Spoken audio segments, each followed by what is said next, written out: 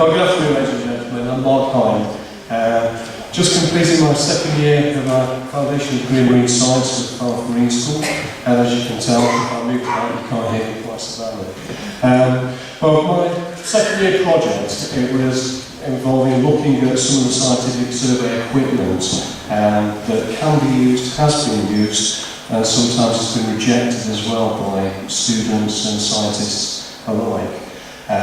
It was based on the Van Veen grab sampler, two bucket halves that form kind of a clamshell. They drop down to the benthos, take a sample, up it comes, and it's analysed elsewhere.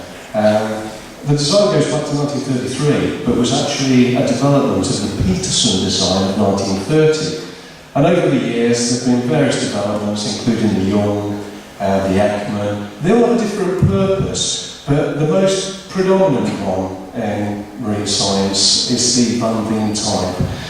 So, Dr. Eatock said, well, you've got an engineering background, we haven't got one of these, and we can't afford one. Can you do something with it? So that was the inception of the project, and I set about with the research and development of it to address some of the problems and some of the deficiencies of this. But before I go into my ramblings about what I've done, I'd just like to read you a little paragraph to give you an idea of the importance of this kind of work that can be done with it. And it's from the esteemed and acclaimed Robert Kunzig in a book called Mapping the Deep, and it is the extraordinary story of ocean science. So imagine it's a race of space aliens discover Earth, and being scientifically inclined, they set out to understand the life on its surface. These unfortunate aliens, however, they lack tractor beams, teleportation, and other advanced tools of research. Their wispy bodies cannot withstand the crushing pressure of our atmosphere, and it is totally and utterly opaque to their eyes, which are sensitive only to a small range of wavelengths of the infrared. So for want of a better idea, they decide to blindly drag a large, sturdily framed net from the spacecraft as it cruises safely above the clouds. Pretty much the approach that we take in many ways to ocean exploration. So the net touches down one Friday evening in Tyler, Texas, where it first clips a flagpole on top of the courthouse. Next it bounces through a playground at Burkeville Park, scattering children and parents without snaring one.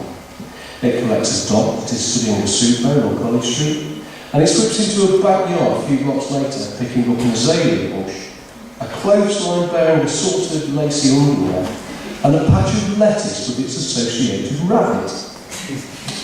Finally, it nearly comes to grief in the dark corner of the Sears parking lot, where the weight of a 1979 Chevy Nova and the teenagers in the back seat had caused the net cable to groan audibly. The aliens quickly reel in their catch, which reveals, for their understanding, a replica image of what the Earth's structure and inhabitants were all about.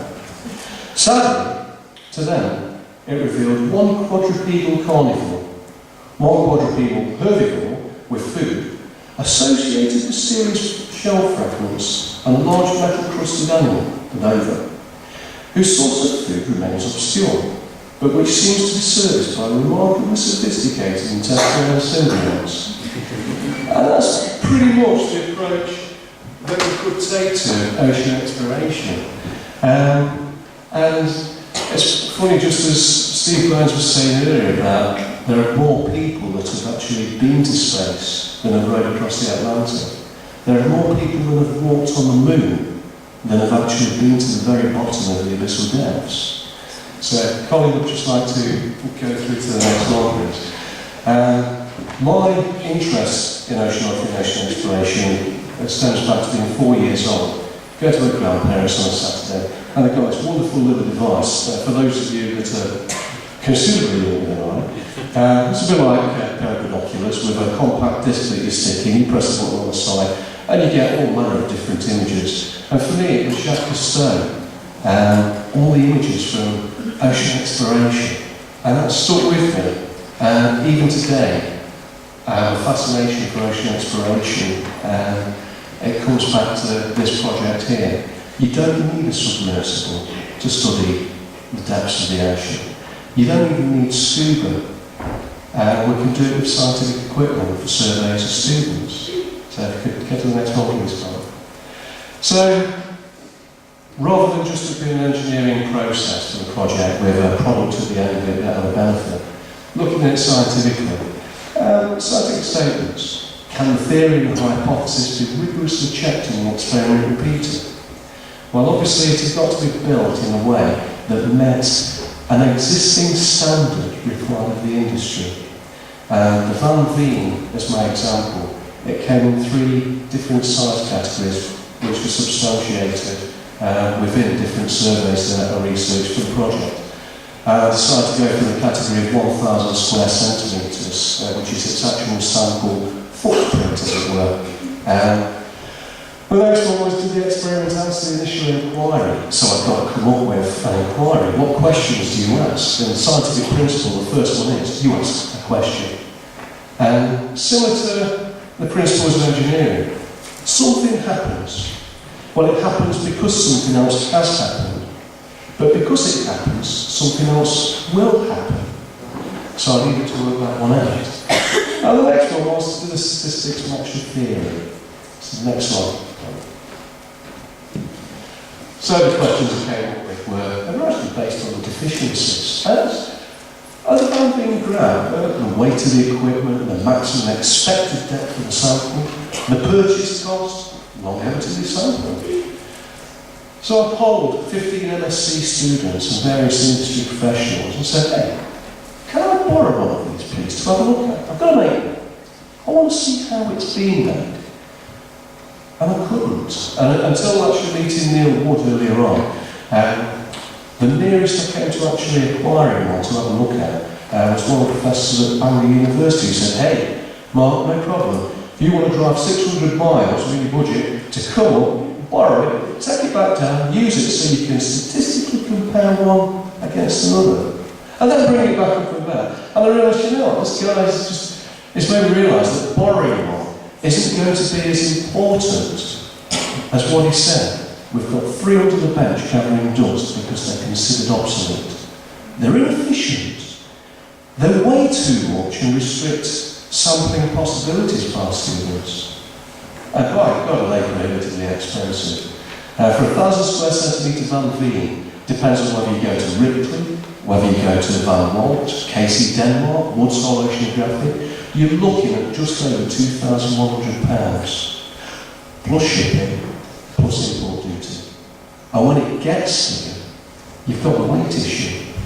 And a health and safety executive, the manual handling, it does state that in recommendations these days, as opposed to enforcements that we used to have, for one person, you're looking at 17 kilos. For 2 people sharing an operation, it doesn't double, it only goes to 28 maximum.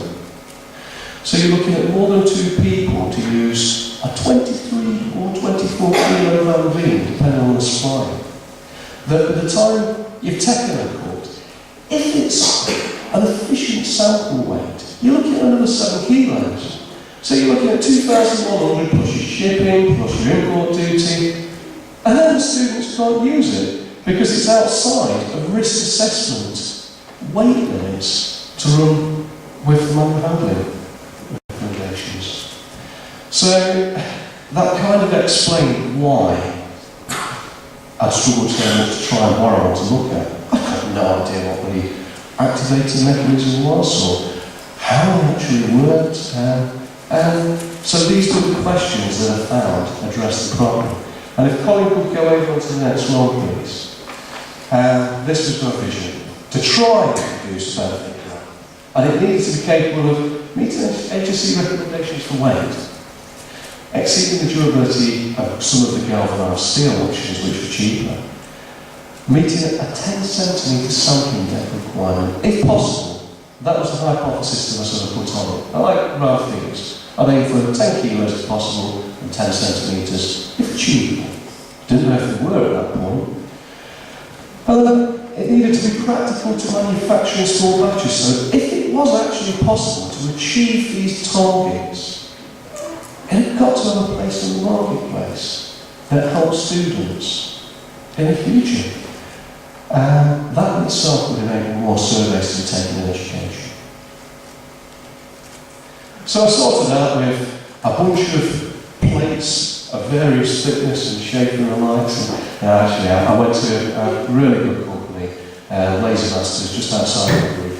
I did the engineering drawings for them, explained what I wanted, and they agreed to actually work with me and said, hey, we will cut out these components, laser cut, to save the time, but that actually gave a bit of hacked them out of a hacksaw or an angle grinder. But this is science, it's not just an engineering project. I needed to be able to take data that could quantitatively be measured, so therefore it would be useful.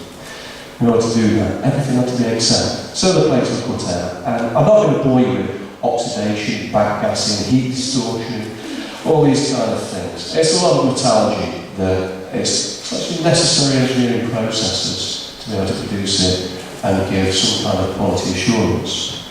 So on the next one, please, Tom, and we've got a plan. And I worked out that however they were made, the two buckets on the Van V, as they were operated, the hinge between them was the problem. And if you imagine for a minute, you've got a steak on your plate, you're going to cut it with a knife. Often as not, your success in cutting through it is dependent on how much downforce, how much pressure you put on that knife, and rigorousness that you go through it with. So you needed more weight, which explained the weight problem, and I needed to reduce the weight. So you come up with a serrated statement. So the actual process is more controlled, it gives an absolute better result, and you can quantitatively cut the same amount time and time again. And that was what we needed. So effectively what we're doing is we're cutting and chucking the benefits out to bring up and have a look at. So as opposed to having smooth curvatures through which you've got quite a bit of uplift on that hinge between the two bars became a pivot. So I redesigned it and built it with serrations on the curved panels. That way it would actually dig and I could reduce the weight. Now at this stage I'd like to thank the Falmouth Harbour Commission very much for the budget, which was quite considerable.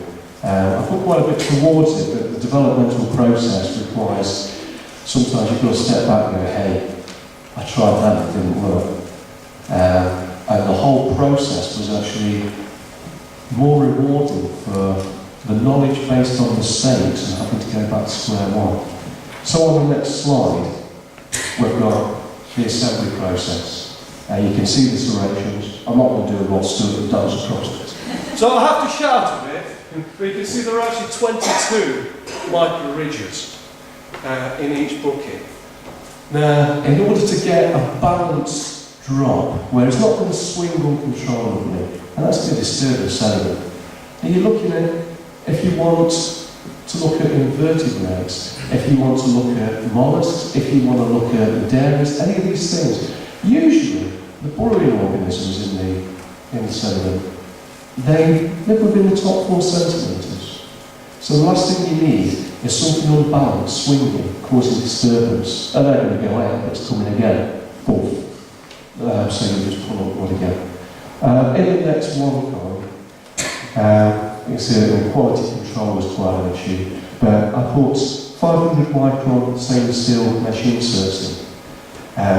As it drops to the bottom, and you'll see how it actually works in the video in a minute, you need the water to pass through it to reduce that pressure wave of downforce. So as it's deployed, settles through the pelagic level, passes towards the downforce, you need the water to be able to flow through it. It's a bit like if somebody claps their hand to your ear, the pressure inside, it's that force, that movement there. And the same with the water, we want to reduce it. And on the next one, we've got measurements that you can see, so it was actually made to comply with the 1,000 square centimetres convention. On the next one again, there's the mesh insert. Everything needed to be weight matched to reduce the swing, and on the next one again, it needed to be simple in operation. So we've got a simple self-cocking mechanism, and at this stage, I wasn't trying to take a piece out of the living room carpet. Just that due to a lack of engineering facilities, it was actually made at home. And no small children or animals were hurt in the development of this. But on the next one, we've actually got a video into operation. I forgive the shorts and the bogey's, but if you'd like to fire away, Carl. This was actually taken with the Harbour Master's permission for a foy off the working boat. I've got to go find it on your stick now. Which one was yours, Mark? I think this is frustrating. Without Colin's intervention, Claire would have thrown me off the course almost 2 years ago for my lack of ability to communicate with technology. Which one was your stick, Mark? It's the red and black Lexor. That's the one. Sorry. Wait a second. Now, if I wasn't following on from Steve Downing, I'd be stood here quaking. But I realised that the interaction, the grid that he gave me, I've got nothing to worry about until the very end. So, Steve, thank you, mate. That was fantastic. And these are all files and documents that actually battled the Stanford's as well. There we go.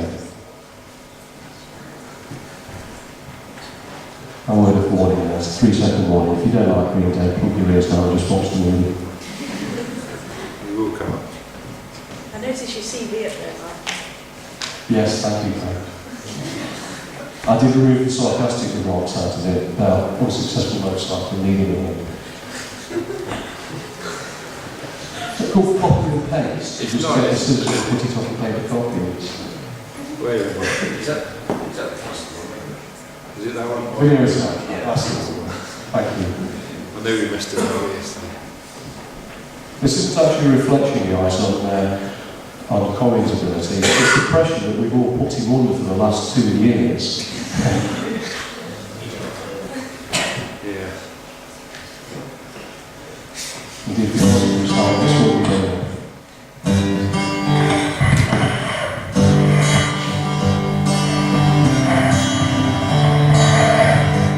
I've got to say, the soundtrack is one of my shows. It's Green Day. This has been the best 2 years of my life.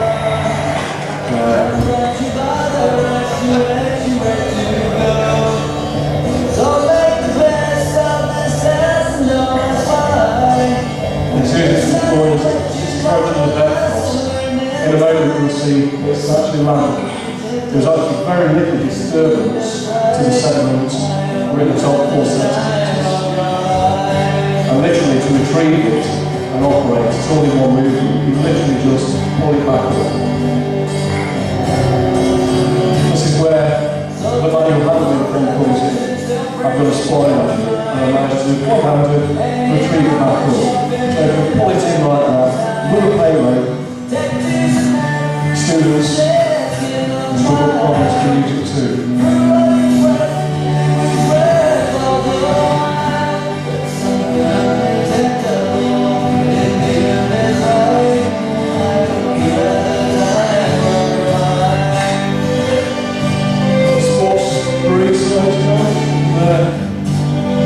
This is the GoPro.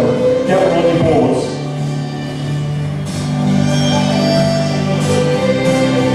Unfortunately, I'm not so good with the GoPro, as you can see. There's a drip just over the lens. So if you can see, the subtitle that is open. The stabilification is level, and the soft center inside there. That's actually where the access hatch opens, so you could drop a core inside, take another sample from within there.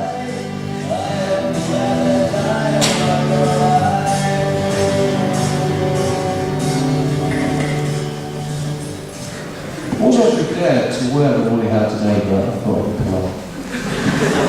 So thank you, Colin. So really, going back to the next issue with statistics. 1977, the Triumph Motorcycle Company, they stated in a press release, when the monocle moves, the world moves with it. Well, sorry, much lower motorbikes. That couldn't be substantiated.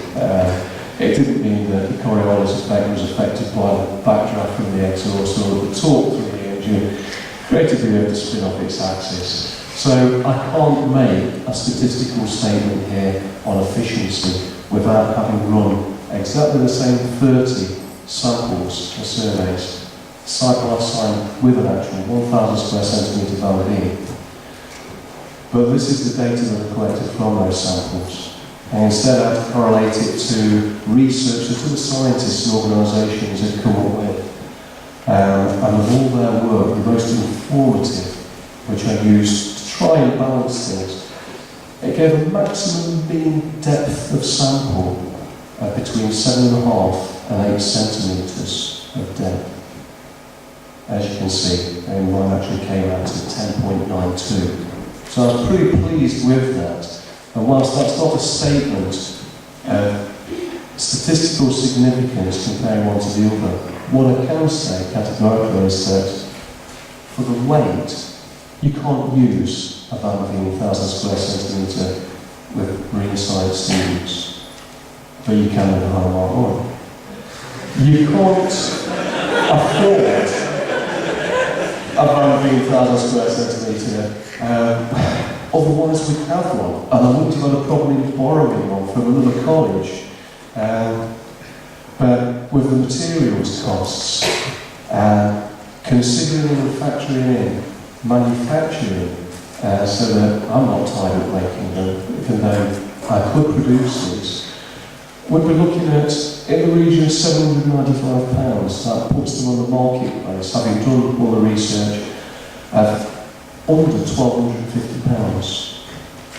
So it makes it affordable, or certainly a lot more affordable, to have a quantitative sampler for this type of work, be it for looking at toxicity of sediments, it could be for looking at stratigraphy of the sediment, it could be geological flow. There are many reasons that you could use one of these, but the next stage for me, thanks Colin, would be to actually develop it further. Buy, borrow, beg, not steal, or build another one, exactly the same weight as the Van Veen, to exactly the same proportions, and run them side by side so I can actually make a scientific statement of fact based on statistical evaluation of the data. Until that point, I'd just like to thank a few people because without them it wouldn't have been possible. Dr. Claire Eaton and also Luke Marsh. I kicked to the screen initially. I'm doing a foundation degree in marine science. I'm not going back to welding and grinding.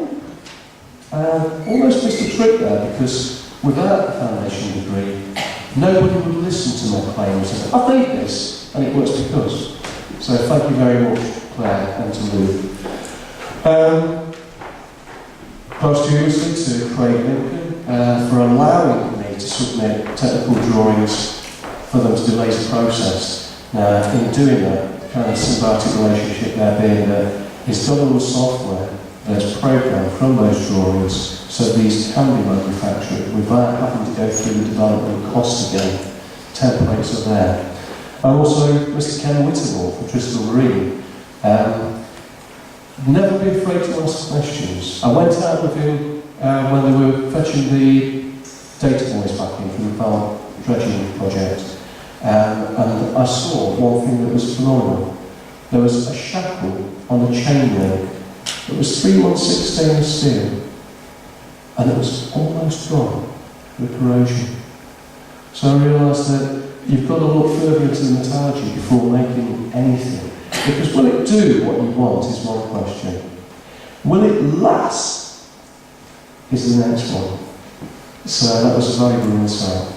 So Mr. Colin Smith, Colin, you have bailed me out for the last 2 years on technological problems. Thank you. And to Harriet Knowles, and also Mark, the Harbourmaster from Farm and Harbour Commissioners, because without the £300 contribution towards funding this, it wouldn't have happened. So if anybody would like to ask any questions, please, there's no such thing as a stupid question. I hope if nothing else, you realise that I've asked the stupid questions. Fire them. Yes, George.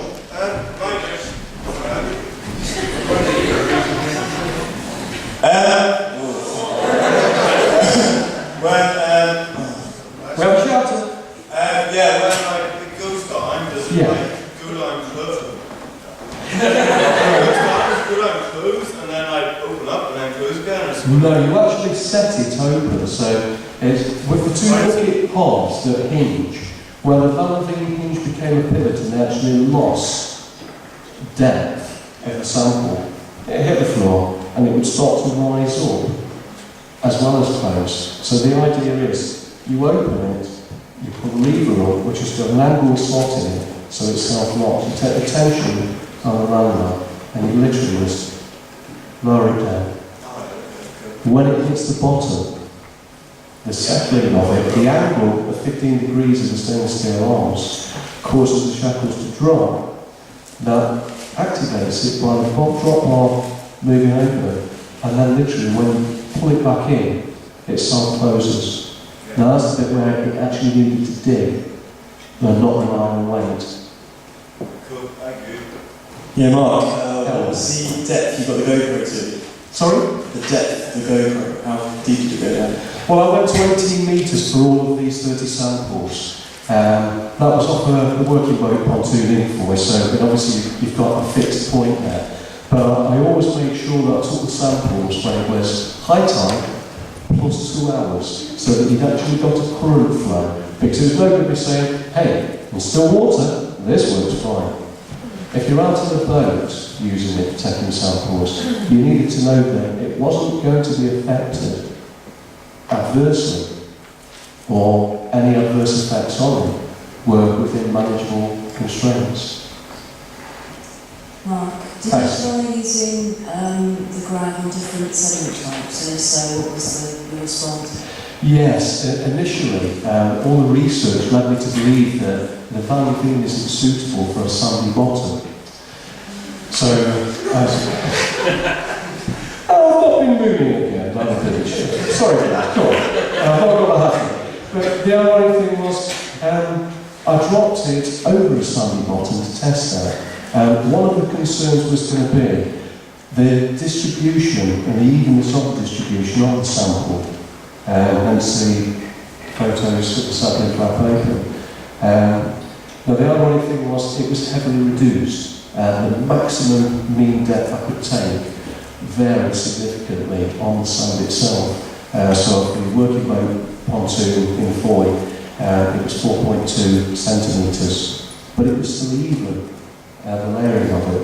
But when I moved up to Town Quay and dropped it, the sand was actually quite a bit finer and it went deeper. So for the sake of simplifying things and leaving it as soft sediment for the comparison here, so that it's actually quantity, I left the sand out of it. But the ironic thing was, as is often the case in science, you try something, you accept it or you reject it.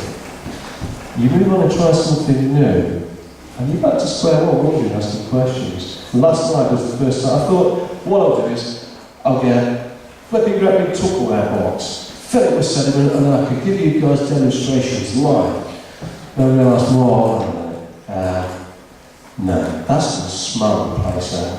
And we really don't want to watch each other here. So I'll get a kilner jar full instead, and I'll use just building stuff. And it surprised me. I didn't bother, as you probably noticed when I talked on my stand. There's no kiln jar there with wood. I thought dropping it onto the sand that's dryish in a box, as opposed to being a solute on the bottom of the water, there's no way it's going to dig. And I dropped it on a couple of piers, with a wall straight at the bottom, even caught, and I pulled out, full way. That would blew that out of the water. So there's an awful lot more development needed before I can actually make any claims as regards sand. But this was something that surprised me because one, it wasn't supposed to be efficient on sand. Well, it certainly exceeded all of the reports or research that I read, but that wasn't what I was interested in doing particularly. But it's certainly an avenue for expansion for firearm.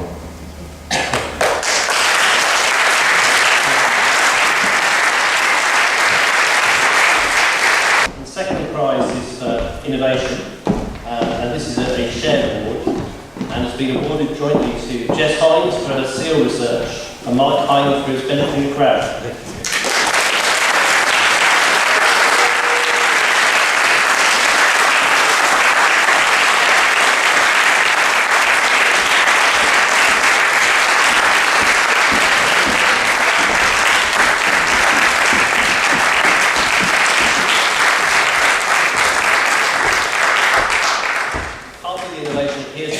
share the one prize between the two people.